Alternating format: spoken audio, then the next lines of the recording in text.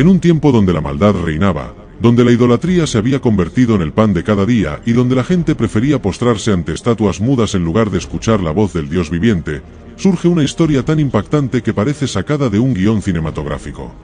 La historia de Elías y los cuervos, relatada en un Reyes 17, 1:6, no es simplemente un cuento antiguo, sino una lección de vida, una prueba de que Dios no solo habla, sino que también provee de maneras que jamás imaginaríamos. Y sí, amigo mío, cuando Dios decide actuar, lo hace con estilo, con ese toque inesperado que deja boquiabierto hasta al más escéptico. Elías, un profeta de Dios con fuego en la mirada y valentía en el alma, recibe una misión temeraria: enfrentarse al rey Acab. Acab, un monarca que se había dejado seducir por Jezabel y por los dioses falsos, gobernaba con mano impía, permitiendo que el pueblo se hundiera en la idolatría. Y como todo en esta vida tiene consecuencias, Dios decide que es momento de intervenir. Así que Elías se presenta ante el rey con una noticia que sacudiría a todo Israel: no habrá lluvia ni rocío en estos años, sino por mi palabra. Un Reyes 17, 1. Imagínate el impacto de esta declaración. En una tierra donde la agricultura dependía absolutamente del agua del cielo, una sequía significaba hambre, desesperación y caos. Era un golpe directo a la estabilidad del reino, una advertencia clara de que Dios no estaba jugando. Y así como vino, Elías desapareció, obedeciendo la voz de Dios que le decía: vete de aquí y escóndete en el arroyo de Querit, que está frente al Jordán. Un Reyes 17, 3. Ahora, aquí viene lo sorprendente. Dios no solo le ordena esconderse, sino que le da una promesa absurda, ilógica, pero poderosa: beberás del arroyo, y he mandado a los cuervos que te den de comer. Un Reyes 17, 4. ¿Perdón? ¿Cuervos? ¿Las mismas aves carroñeras que nadie quiere ver cerca? ¿Las mismas que en la cultura judía eran consideradas impuras? Sí, exactamente esas. Dios no solo estaba proveyendo para su siervo, sino que lo hacía de una manera completamente inesperada, como si quisiera dejar claro que él no depende de la lógica humana para actuar. Imagínate a Elías en ese momento. Un hombre acostumbrado a ver el poder de Dios, pero que, como cualquier humano, seguramente tuvo un instante de duda. Cuervos, ¿cómo es esto posible? Pero la fe no se basa en entender, la fe se basa en obedecer. Y Elías, con la confianza de alguien que ha aprendido a depender completamente de Dios, se dirige al arroyo de Querit. Los días pasan, y como un reloj suizo, cada mañana y cada tarde, los cuervos llegan con pan y carne en sus picos. No se sabe de dónde los sacaban, si de la mesa de algún rey desprevenido o de los restos de un banquete en alguna casa opulenta, pero lo cierto es que Dios estaba alimentando a su profeta de una forma milagrosa. Ahí estaba Elías, en medio del desierto, saciado, protegido y cuidado por un Dios que, aunque usa métodos inusuales, nunca deja de ser fiel. Y aquí es donde la historia toma un giro. Después de un tiempo, el arroyo se seca. La misma fuente que había sostenido a Elías empieza a desaparecer gota a gota, hasta que no queda nada. ¿Acaso Dios lo había abandonado? ¿Fue solo un juego divino? No, esto no era el fin, sino el principio de una nueva lección. Dios le habla otra vez y le da una instrucción aún más extraña. Levántate, vete a Sarepta de Sidón y quédate allí. He mandado a una viuda que te sustente. Un Reyes 17, 9. Espera un momento. Primero cuervos, ahora una viuda en tierra extranjera, en la región de Sidón, el territorio de Jezabel. Dios tenía un punto que demostrar. Su provisión no está limitada por fronteras, clases sociales o estereotipos. La viuda era pobre, apenas tenía lo suficiente para hacer una última comida para ella y su hijo antes de morir de hambre. Sin embargo, cuando Elías llega y le pide pan y agua, ella obedece. Y en ese acto de fe, se desata otro milagro. La harina y el aceite en su casa no se agotan hasta que la sequía termina. Esta historia no es solo un relato sobre provisión. Es una declaración de que Dios es el dueño de todo. Que cuando Él promete cuidar de sus hijos, lo hace con creatividad, con fuerza y con una fidelidad que desafía toda lógica humana. Nos enseña que la fe no se trata de entender el cómo, sino de confiar en el quién. Así que la próxima vez que te encuentres en una situación donde parece que los recursos se agotan, donde el camino parece incierto, recuerda a Elías junto al arroyo, mirando los cuervos descender con pan en sus picos. Dios no ha cambiado. Él sigue siendo el mismo, sigue proveyendo de maneras inesperadas y sigue sorprendiendo a aquellos que se atreven a confiar en Él. Esta historia es un desafío para que abracemos la fe sin restricciones, para que confiemos en que, aunque los arroyos se sequen, el Dios de lo imposible siempre tiene preparado el siguiente milagro. Y créeme, cuando Dios escribe la historia, siempre hay un giro inesperado que demuestra su gloria. Entonces Elías Tisbita, que era de los moradores de Galaad, dijo a Acab: «Vive el Señor, Dios de Israel, en cuya presencia estoy, que no habrá lluvia ni rocío en estos años, sino por mi palabra». La historia de Elías y los cuervos comienza en un momento de profunda decadencia espiritual en Israel. El rey Acab, influenciado por su esposa Jezabel, había llevado al pueblo a la idolatría, promoviendo el culto al dios pagano Baal, considerado dios de la fertilidad y de la lluvia. Este alejamiento de los mandatos divinos provocó la ira de Dios y preparó el escenario para un juicio inminente. En medio de esta oscuridad espiritual, Dios levanta a Elías, un profeta tisbita de la región de Galaad. Aunque su origen humilde contrasta con la opulencia del palacio real, su autoridad proviene directamente de Dios. Elías aparece de forma repentina en el relato bíblico, pero con un mensaje claro y contundente: «Vive el Señor, Dios de Israel, en cuya presencia estoy, que no habrá lluvia ni rocío en estos años, sino por mi palabra». Este anuncio era más que una simple predicción meteorológica. En un contexto agrícola como el de Israel, la ausencia de lluvia significaba hambruna, sed y colapso económico. Al declarar que no habría ni siquiera rocío, fuente mínima de humedad, Elías anunciaba un juicio severo. La elección de la sequía como castigo tiene un simbolismo directo. Baal era considerado el dios que controlaba la lluvia y la fertilidad de la tierra. Con esta profecía, Elías desafiaba directamente la autoridad de Baal, demostrando que el verdadero Dios de Israel tenía poder absoluto sobre los elementos naturales. Este acto de valentía puso la vida de Elías en peligro inmediato. Acab y Jezabel no toleraban voces contrarias a su gobierno, especialmente aquellas que denunciaban su idolatría. Por ello, tras entregar su mensaje, Dios instruyó a Elías que se apartara y se refugiara lejos del alcance del rey. Acab fue uno de los reyes más corruptos de Israel. Al casarse con Jezabel, princesa fenicia devota de Baal, permitió que el culto a este dios se propagara en Israel. Jezabel, además, persiguió a los profetas del Dios de Israel, consolidando la idolatría en el reino. En una tierra semiárida como Israel, la lluvia era vital para la agricultura y la supervivencia. Las sequías eran consideradas señales del descontento divino. Por ello, la ausencia de lluvia no era solo una crisis económica, sino también una prueba espiritual. En un Reyes 17, 2-4 se narra: «Vino a él palabra del Señor, diciendo: apártate de aquí y vuélvete al oriente, y escóndete en el arroyo de Querit, que está frente al Jordán. Beberás del arroyo, y yo he mandado a los cuervos que te den allí de comer». Después de confrontar al rey Acab y anunciar la sequía como juicio divino sobre Israel, la vida de Elías corrió un grave peligro. La valentía del profeta al desafiar a Acab y su esposa Jezabel provocó su ira, y sin duda habría sido perseguido y ejecutado si permanecía cerca del palacio real. En medio de esta amenaza, Dios dio instrucciones claras a Elías. Debía retirarse al arroyo de Querit, un lugar aislado al oriente del río Jordán. Este retiro no fue solo una estrategia de protección, sino también una oportunidad para que Elías aprendiera a depender por completo de Dios y a fortalecer su fe en medio de la soledad. En Querit, Elías se encontró completamente apartado de la civilización. No había mercados, aldeas ni personas a su alrededor. Solo tenía la promesa de que Dios lo sustentaría. «Beberás del arroyo, y yo he mandado a los cuervos que te den allí de comer». Aquí se revela un aspecto clave del carácter divino. Dios no solo protege a sus siervos, sino que provee para sus necesidades de manera sobrenatural. Cada día, los cuervos traían pan y carne por la mañana y al atardecer, mientras Elías bebía del arroyo.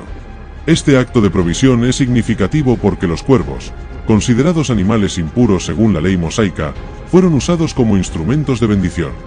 La dependencia total de Elías en Dios durante este periodo fue una prueba de fe. Estar solo en el desierto, sostenido por medios poco convencionales, fortaleció su confianza en que Dios puede usar cualquier recurso para cuidar de sus hijos. El arroyo estaba ubicado en una región semidesértica, lo que aseguraba el aislamiento necesario para la protección de Elías. Los desiertos, en la Biblia, a menudo simbolizan lugares de prueba, reflexión y preparación espiritual, como en el caso de Moisés en el Sinaí y Jesús en el desierto. En la cultura hebrea, los cuervos eran aves consideradas impuras y carroñeras. Sin embargo, Dios eligió a estos animales para desafiar las normas humanas y demostrar que su soberanía trasciende las categorías religiosas. En tiempos de sequía, el agua se convierte en un recurso vital. La presencia del arroyo de Kerit fue una muestra de la provisión continua de Dios, incluso cuando la tierra entera estaba bajo juicio. En un Reyes 17:6 se narra, y los cuervos le traían pan y carne por la mañana, y pan y carne por la tarde, y bebía del arroyo. Mientras Israel sufría las consecuencias de la sequía anunciada por Elías, una hambruna severa, la pérdida de cultivos y la escasez de agua, el profeta permanecía oculto junto al arroyo de Kerit, completamente aislado, pero protegido y sostenido por Dios. En este lugar remoto, Elías no solo encontró refugio físico, sino también la oportunidad de aprender una de las lecciones más profundas de su ministerio, la dependencia total de Dios. Elías vivió durante un periodo indeterminado en este arroyo, sustentado milagrosamente. Cada mañana y cada tarde, los cuervos traían pan y carne, y el arroyo le proporcionaba agua fresca. Este acto de provisión fue un testimonio vivo del poder de Dios sobre toda la creación. La rutina diaria de Elías se convirtió en un ejercicio constante de fe. No podía almacenar alimento ni prever el futuro, debía confiar en que cada día los cuervos volverían con su ración. Este tipo de dependencia recuerda al maná que Dios proveyó a los israelitas en el desierto, un sustento diario sin excesos, pero siempre suficiente. La elección de los cuervos como instrumentos de provisión es significativa. Según la ley mosaica, estas aves eran consideradas animales impuros, Levítico 11 y 15, pero Dios, en su soberanía, usó lo inesperado para cumplir su propósito. Este acto subraya que Dios puede utilizar cualquier medio para cuidar de sus hijos, rompiendo esquemas y expectativas humanas. Elías, aislado del mundo, aprendió que la fidelidad de Dios no depende de las circunstancias externas. Aun cuando Israel estaba sumido en la escasez, Dios cuidaba de su siervo en secreto, preparándolo para los desafíos futuros. En las culturas agrícolas del Antiguo Oriente, la lluvia era vital para la economía y la supervivencia. Una sequía prolongada significaba hambruna y muerte para los rebaños y cultivos. La ausencia total de agua era vista como un juicio divino severo. Los cuervos eran aves carroñeras, consideradas impuras por las normas levíticas. Su papel en la historia muestra que Dios está por encima de las reglas humanas y puede usar cualquier elemento de su creación para sus propósitos. El concepto de recibir el pan día tras día es recurrente en las Escrituras. Jesús mismo enseñó en el Padre Nuestro, Mateo 6 y 11, «Danos hoy nuestro pan de cada día», enfatizando la confianza en la provisión constante y diaria de Dios. En un Reyes 17:7 se narra, pasados algunos días, se secó el arroyo, porque no había llovido sobre la tierra. Elías había experimentado la fidelidad de Dios de una manera extraordinaria en el arroyo de Kerit. Allí había sido alimentado diariamente por cuervos y había bebido del arroyo mientras la sequía devastaba el resto de Israel. Sin embargo, después de un tiempo, las consecuencias del juicio divino alcanzaron también el lugar donde Elías estaba refugiado. El arroyo comenzó a disminuir su caudal hasta secarse por completo. Para Elías, este fue un momento crítico. El manantial que hasta entonces había sido su fuente de vida desapareció, dejándolo sin agua en medio del desierto. Este hecho podría haber sido motivo de desesperación, pero para Elías fue una oportunidad para ejercitar aún más su fe. El secado del arroyo no fue un error ni una señal de abandono por parte de Dios, sino un llamado a confiar aún más en su dirección. Dios estaba guiando a Elías a una nueva etapa en su misión profética. Aunque el camino aún no estaba del todo claro, Elías tuvo que enfrentar una verdad difícil pero esencial. Incluso los recursos que Dios nos da por un tiempo pueden llegar a agotarse, pero eso no significa que su provisión haya terminado. La lección era clara, la fuente nunca es el arroyo, sino Dios mismo. Fue entonces cuando Dios habló nuevamente a Elías, guiándolo hacia un destino inesperado. En un Reyes 17:9 se narra, «Levántate, vete a Sarepta de Sidón, y mora allí. He aquí yo he dado orden allí a una mujer viuda que te sustente». Sarepta estaba fuera del territorio de Israel, en tierras fenicias, el mismo lugar de origen de la reina Jezabel, enemiga de Elías. Dios eligió como nueva fuente de provisión a una viuda pobre, la persona más vulnerable socialmente en ese contexto. En Israel, las sequías prolongadas no solo afectaban los cultivos, sino también las fuentes de agua subterránea y los arroyos.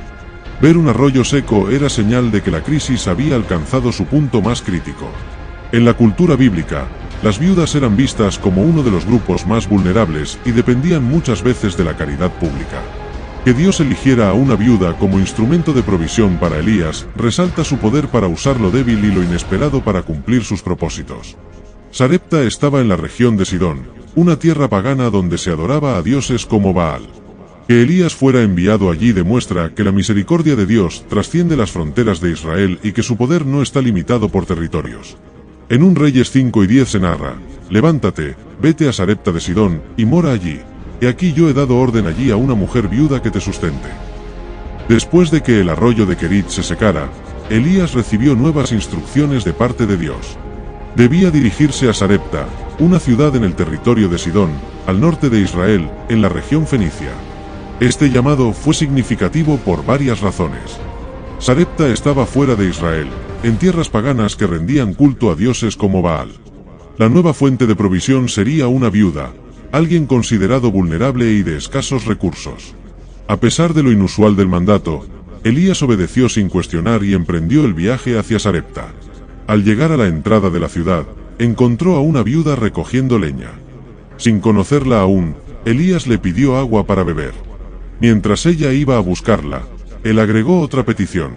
En 1 Reyes 5:11 se narra: te ruego que me traigas también un bocado de pan en tu mano. La mujer, visiblemente afligida, le respondió: vive el Señor tu Dios, que no tengo pan cocido, solo un puñado de harina en la tinaja y un poco de aceite en la vasija. Y ahora recogía 2 leños para entrar y prepararlo para mí y para mi hijo, para que lo comamos y nos dejemos morir. La situación era crítica. La viuda estaba al borde de la desesperación. La sequía había traído escasez, y aquel sería su último alimento antes de resignarse a la muerte por inanición. En 1 Reyes 17, 13-14 se narra: no tengas temor, ve, haz como has dicho, pero hazme primero de ello una pequeña torta debajo de la ceniza y tráemela, y después harás para ti y para tu hijo. Porque así ha dicho el Señor Dios de Israel: la harina de la tinaja no escaseará, ni el aceite de la vasija disminuirá, hasta el día en que el Señor haga llover sobre la faz de la tierra. La viuda obedeció, preparó la torta y la llevó a Elías. Y tal como el profeta había prometido, la harina y el aceite nunca se acabaron durante toda la sequía. Cada día, la viuda hallaba suficiente provisión en la tinaja y la vasija, viviendo del milagro divino junto a su hijo y Elías. Este milagro no solo sustentó sus vidas en medio de la escasez, sino que también reveló el poder de Dios en una tierra pagana y mostró su compasión por los marginados y vulnerables. La ciudad de Sarepta estaba ubicada en la región de Sidón, cuna del culto a Baal.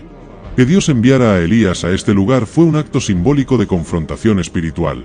El Dios de Israel, y no Baal, es quien tiene poder sobre la vida, la muerte y la provisión. En las culturas del Antiguo Oriente, las viudas estaban entre los grupos más vulnerables de la sociedad. Sin esposo que las protegiera o proveyera, muchas dependían de la caridad o vivían en extrema pobreza. Que Dios escogiera a una viuda como instrumento de provisión muestra su interés por los olvidados y marginados. En la tradición bíblica, el pan representa el alimento esencial para la vida. El aceite, por su parte, simboliza la unción y la bendición. La multiplicación de estos elementos destaca el cuidado integral de Dios, sustento físico y bendición espiritual. En 1 Reyes 17, 20-22 se narra: y clamando al Señor, dijo: Señor, Dios mío, ¿aún a la viuda en cuya casa estoy hospedado has afligido, haciendo morir a su hijo? Y se tendió sobre el niño 3 veces, y clamó al Señor, y dijo: Señor, Dios mío, te ruego que hagas volver el alma de este niño a él. Y el Señor oyó la voz de Elías, y el alma del niño volvió a él, y revivió. Tras el milagro de la multiplicación de la harina y el aceite que sostuvo a la viuda de Sarepta, a su hijo y a Elías durante la sequía, la historia toma un giro inesperado y dramático. El hijo de la viuda cayó gravemente enfermo y murió. En 1 Reyes 5:18 se narra: ¿qué tengo yo contigo, varón de Dios? Has venido a mí para traer a memoria mis iniquidades y para hacer morir a mi hijo. En el corazón de la viuda surgió la creencia común en la antigüedad de que las tragedias personales eran castigos por pecados pasados. El dolor la llevó a cuestionar si la presencia del profeta había traído juicio en lugar de bendición. Elías, al escuchar las palabras de la viuda, sintió también la carga del momento. Tomó al niño en sus brazos, lo llevó a la habitación donde él mismo se hospedaba y lo colocó sobre su cama. Allí, En un acto de profunda intercesión, Elías clamó a Dios con un corazón angustiado: «Señor, Dios mío, te ruego que hagas volver el alma de este niño a él». Elías se tendió 3 veces sobre el cuerpo del niño, una acción simbólica que expresaba la intensidad de su oración y su identificación con el sufrimiento del pequeño. Fue un acto de fe radical, pues hasta ese momento no se había registrado en las Escrituras un milagro de resurrección. Dios escuchó la oración ferviente del profeta y devolvió la vida al niño. Elías lo tomó nuevamente en sus brazos y lo entregó vivo a su madre, diciendo: «Mira, tu hijo vive». 1 Reyes 5:23. Ante este milagro, la fe de la viuda fue fortalecida y confirmada. Ella reconoció plenamente el poder de Dios y la autenticidad del llamado de Elías. En 1 Reyes 5:24 se narra: «Ahora conozco que tú eres varón de Dios, y que la palabra del Señor en tu boca es verdad». En el pensamiento antiguo, se creía que las desgracias eran directas consecuencias de pecados pasados. La viuda de Sarepta interpretó la muerte de su hijo como un juicio, revelando la mentalidad común de la época. Este evento fue la primera resurrección registrada en la Biblia. No solo trajo alivio a la viuda, sino que también reveló que Dios no solo provee para las necesidades materiales, sino que tiene poder sobre la vida y la muerte. Elías actuó como intercesor entre Dios y la viuda. Su oración no fue solo una petición, sino un clamor intenso y apasionado, mostrando el papel del profeta como mediador y defensor de los vulnerables. En 1 Reyes 5:24 se narra: «Entonces la mujer dijo a Elías: Ahora conozco que tú eres varón de Dios, y que la palabra del Señor en tu boca es verdad». La historia de Elías en Sarepta concluye con una poderosa declaración de fe por parte de la viuda, quien, tras presenciar la resurrección de su hijo, reconoció plenamente a Elías como un verdadero profeta de Dios. Esta afirmación no solo validó el ministerio del profeta en tierras extranjeras, sino que también fue un preludio del gran desafío que estaba por venir: el enfrentamiento contra los profetas de Baal en el Monte Carmelo. La estancia de Elías en Sarepta fue un periodo de profunda formación espiritual. A través de las pruebas vividas, la sequía, el arroyo que se secó, la provisión milagrosa y la resurrección del hijo de la viuda, Elías creció en fe y carácter. Ya no era solo el profeta que proclamaba juicio, sino también un hombre que conocía de primera mano la compasión, el poder y la fidelidad de Dios. Dios estaba preparando a Elías para algo mucho mayor: confrontar directamente la idolatría que se había apoderado de Israel bajo el reinado de Acab y Jezabel. En este periodo de preparación, Elías aprendió 3 lecciones clave. 1. La provisión de Dios es constante, incluso en medio de la escasez. 2. El poder de Dios trasciende las fronteras, extendiéndose incluso a tierras paganas como Sarepta. 3. Dios es Señor sobre la vida y la muerte, y tiene la última palabra en cada situación. Estas verdades fortalecieron el corazón de Elías, quien entendió que su próxima misión no era solo una confrontación política o religiosa, sino un llamado a restaurar la fe en el único Dios verdadero. Durante el reinado de Acab, Israel había caído profundamente en la idolatría, adorando a Baal, el dios cananeo de la fertilidad y la lluvia.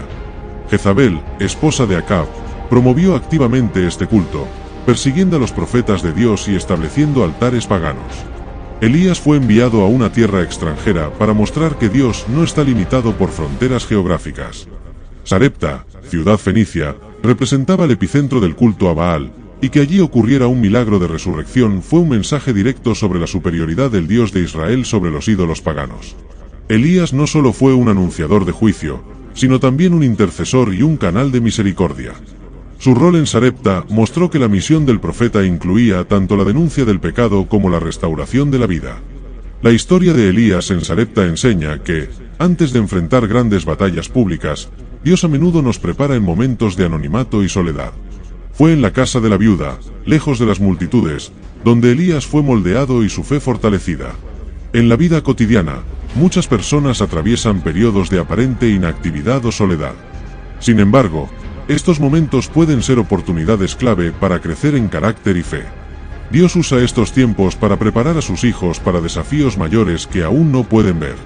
Además, la historia muestra que Dios se revela no solo en eventos grandiosos, sino también en los actos cotidianos de obediencia, generosidad y fe. La viuda, al compartir su último alimento y confiar en la palabra del profeta, fue parte de un milagro que trascendió su propia vida. La estancia de Elías en Sarepta fue mucho más que un refugio durante la sequía. Fue un campo de entrenamiento espiritual. Allí, Elías experimentó la provisión diaria, la gracia extendida a los extranjeros y el poder de Dios sobre la vida y la muerte. Con su fe fortalecida y su identidad como profeta reafirmada, Elías estaba listo para enfrentar el mayor desafío de su ministerio, el enfrentamiento en el Monte Carmelo contra los profetas de Baal, donde se demostraría ante toda la nación quién es el verdadero Dios. La historia de Sarepta nos recuerda que, aunque los milagros públicos tienen gran impacto, las verdaderas batallas espirituales se ganan en los lugares secretos de obediencia, fe y preparación. Si buscas crecer en tu conocimiento de la palabra de Dios y profundizar en tus estudios bíblicos, Familia de Dios dijo Historias Sagradas, gracias por llegar hasta aquí. Si este vídeo te ha impactado, si te ha hecho reflexionar o si simplemente has disfrutado sumergiéndote en esta historia sagrada, quiero invitarte a que nos ayudes a seguir adelante. Cada vez que compartes, cada vez que comentas, cada vez que das like o te suscribes, no solo estás apoyando el canal, sino que también te conviertes en un mensajero de estas palabras que han trascendido siglos y generaciones. Porque aquí no solo contamos historias, aquí mantenemos viva la palabra. Tú formas parte de esto. No estás aquí por casualidad. Si este mensaje ha llegado a ti, tal vez alguien más lo necesite también. Tal vez haya una persona que hoy está buscando respuestas, que necesita una señal, y tú puedes ser el puente para que este contenido llegue a sus manos. Así que te animo, te reto y te invito a compartir este vídeo en tus redes, en tus grupos de WhatsApp, con tu familia, con tus amigos, con ese compañero de trabajo que necesita un mensaje de esperanza. Nunca subestimes el poder de un simple compartir, porque una sola persona tocada por la verdad puede cambiar su vida para siempre. A todos los que ya forman parte de esta comunidad increíble, gracias. A los que dejan su comentario, a los que nos escriben con sus testimonios, a los que nos apoyan día a día, ustedes son el corazón de Dios, dijo Historias Sagradas. Gracias por hacer posible que este contenido siga existiendo. Gracias por ser esa luz que ayuda a difundir la verdad. Porque este canal no es mío, ni siquiera es solo nuestro, este canal es de Dios, y juntos lo estamos llevando más lejos de lo que jamás imaginamos. Y si aún no te has suscrito, ¿qué estás esperando? Aquí no solo relatamos historias, aquí vivimos la palabra. Aquí encontrarás más relatos, más enseñanzas, más mensajes que transforman. Activa la campanita para que YouTube te avise cuando subamos un nuevo vídeo, porque lo que viene será aún más poderoso. Sigamos creciendo, sigamos expandiendo este mensaje. Dios dijo Historias Sagradas que su palabra nunca vuelve vacía, y con tu ayuda, podemos asegurarnos de que llegue a más corazones. Nos vemos en el próximo vídeo. Bendiciones para todos.